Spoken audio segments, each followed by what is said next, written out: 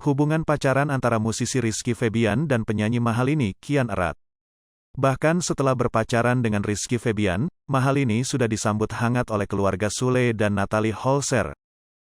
Mahalini ikut bergabung dengan keluarga Sule untuk menyiapkan menu berbuka bersama.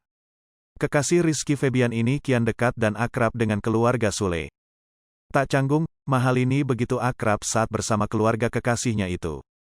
Khususnya pada Ramadan 2022, ada satu pengalaman baru untuk Mahalini yang beragama Hindu itu. Ternyata satu sikap Mahalini berikut ini justru mengejutkan Natalie Holzer sekaligus takjub.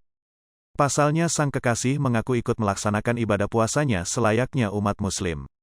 Mahalini menyampaikan itu blak-blakan di hadapan Natalie Holzer dan Rizky Febian, lewat konten kanal YouTube Sule Productions bertajuk Ramadannya Tambun episode ke-7, Senin, tanggal 11 April tahun 2022. Bahkan Rizky Febian juga kagum dengan rasa toleransi yang ada dalam diri sang pacar. Pasalnya Mahalini juga pernah menyanyikan syair lagu umat Islam yang kemudian viral di TikTok. Lebih lanjut, Natalie Holzer mengulik sikap Mahalini yang ikut puasa pada Ramadan ini. Apa sih momen toleransi yang Lini lakuin buat Iki di bulan puasa? Tanya Natalie Holzer. Ternyata, bukan sekadar ikut berpuasa, Mahalini pun ikut membangunkan Rizky Febian untuk makan sahur. Ini bangunin Iki sahur, tutur Mahalini. Setiap jam 3 atau setengah 4 subuh, Mahalini rajin membangunkan sang kekasih untuk makan sahur. Akunya ikut puasa juga, sambung Mahalini. Sontak mendengar pengakuan itu, Natalie Holzer takjub. Masya Allah, ucapnya. Rizky Febian pun membenarkan ucapan sang kekasih.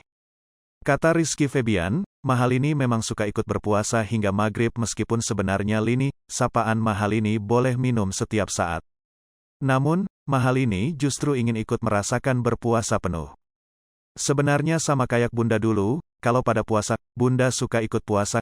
Kadang Bunda suka ngaca tahu gak, iya Lini tuh kayak Bunda gitu loh, beber Natalie Holzer.